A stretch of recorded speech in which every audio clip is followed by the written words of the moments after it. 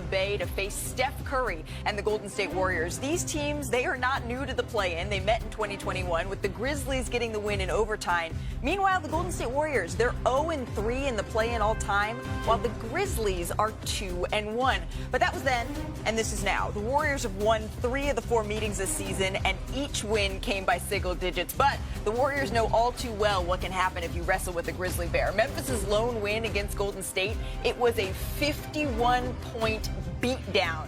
We're going to get to the under-the-radar matchups and keys to watch, but big games, they come down to star players. This one is no exception. Ja and Steph have actually only played 11 times against each other, both players averaging over 29 points per game.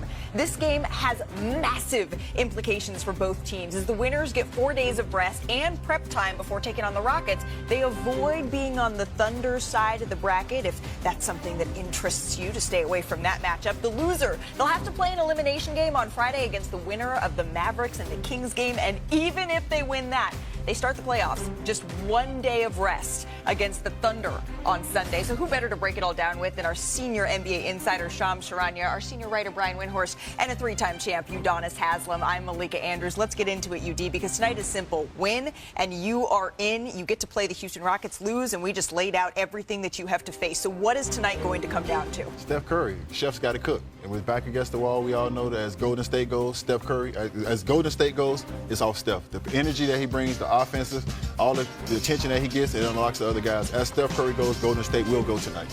I'm not sure there's been a better one-game player in the last 10 years in the NBA than Jimmy Butler. Now, LeBron's got a case. Some other guys got a case. Jimmy Butler tonight, how he feels on that leg that he got that contusion on just 2 days ago, they're going to rely on him. You say that the Warriors have a bad record in the play-in.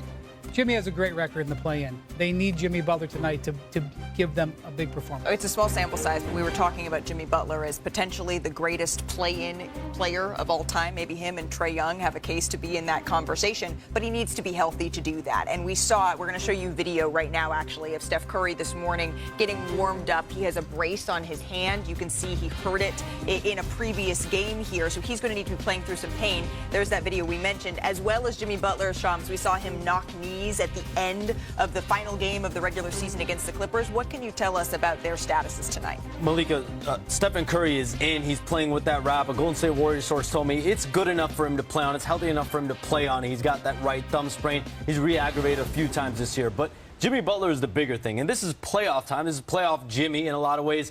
If this were a regular season game, doubt he plays tonight. But he has a deep thigh contusion, and he's been getting around-the-clock treatment from my understanding, and he will tough it out. He's going to play tonight. He's been undergoing treatment pretty much all hours during the day to make sure he's going to be able to go tonight.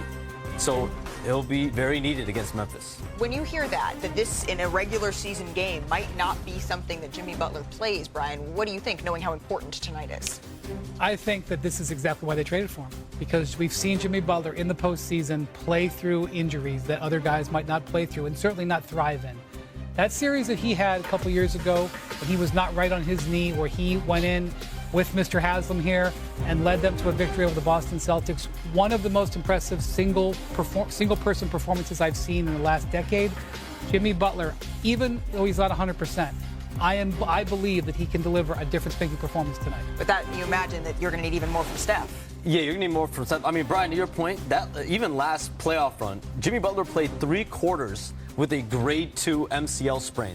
Like, that is unheard of for him to do that against Philadelphia last year in the play-in game. And this is why they brought him. He is tough. This is what he does. This is a regular season game again. He's probably not playing. When you think of toughness, when you think of grit, certainly Jimmy Butler is the player that comes to mind. But importance, it's Steph Curry. As we just heard, he's going to be playing through a little bit of discomfort, but he's going to give it a go.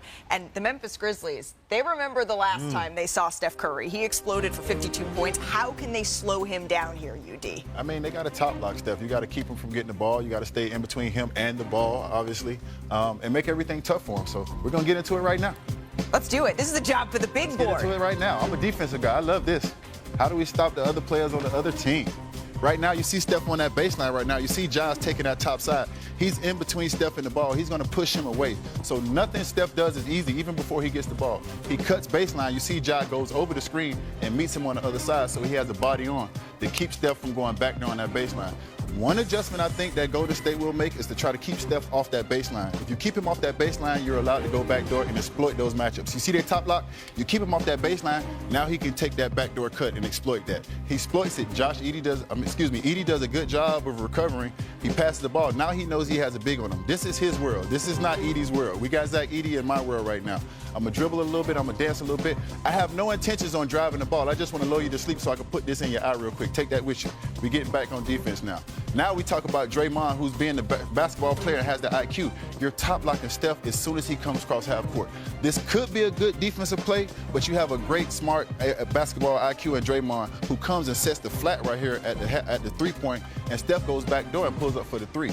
So if I'm Golden State tonight, I try to keep Steph Curry off that baseline as much as possible, give him the option to go back door and exploit those top blocks. When you see what he did in that final meeting, those 52 points, that is what the Memphis Grizzlies are trying to avoid having happen. UD, as always, excellent breakdown.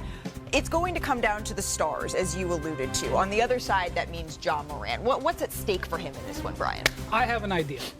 Let's have the Grizzlies overachieve. Because the last 4 years have been miserable for them in the postseason. They were the 2 seed, and they got knocked out in the second round.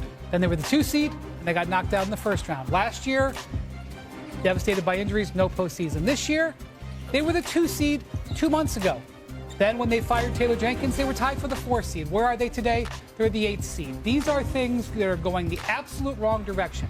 The Grizzlies have a chance tonight to push back on all this negative momentum, strike a victory. We know that the Warriors have struggled. That will be in their head a little bit. Yeah. You can get ahead early on them. Let them think about it. The Grizzlies have a great opportunity. As bad as things have gone for them for the last 2 months, here's a moment where you can deliver a grand performance that can change the momentum here. And that does come down to Ja. They have other guys who can make serious contributions. I just had Jaren Jackson Jr. all over my awards ballot that I just put in.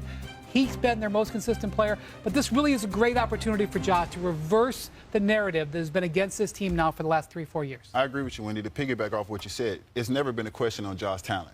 It's never been a question what he can bring to the table as a basketball player. Can he lead these guys when their backs against the wall, adverse circumstances? Has he taken that step? If they can get through Golden State tonight, he's checked that box and he continues to move on to being a superstar that he's capable of being. We've already seen a coaching change for the Memphis Grizzlies down the stretch of the season that shocked so very many people. It seems like there's some conversations, hard conversations that are happening within the organization. Shops, could the outcome of the season at all affect Ja's upcoming extension? He's eligible for a 2-year contract extension. That will be a conversation. But, Malika, the real focus for the Grizzlies is Jaren Jackson, his contract extension. He is eligible for a 4-year deal this offseason. The Grizzlies have emphasized as an organization that he is really their nucleus. They're key to everything that goes on there. Ja Morant earlier this season went as far as saying Jaren Jackson Jr. is the franchise. So his new deal is the focus for the Grizzlies this summer, and he's someone that's going to be in the All-NBA ballots. He's going to be Defensive Player of the Year. It seems every single year he is competing for awards from All-NBA to Defensive Player of the Year, and he's really been the stabilizing force for this Grizzlies organization. I cannot wait for tonight's game. We know a couple of things. We know that the Grizzlies and the Golden State Warriors, they don't exactly love each other. We also know the team that's on the other side, the Houston Rockets, the Grizzlies, the Houston Rockets, and the Warriors. They don't exactly love each other. So whatever the outcome is, we are in for a heck of a first-round series here. It's decided through the play-in tonight. Still to come on NBA Today, Giannis, he's playing the best basketball of his career. But the question is, will it matter? Shams, he is back with the latest on his running mate, Damian Lillard here. And if we can expect him to suit up soon. Plus, the picks, the fits, and the emotion, the sights and sounds from the draft in New York City. Now joining NBA Today, someone who knows that feeling to be the #1 overall pick. She did it in 2014. Chiney Ogwumike. Chiney, you were on the orange carpet last night, joining us in orange fittingly today. Can you just set the scene for us? What was the atmosphere like? It was super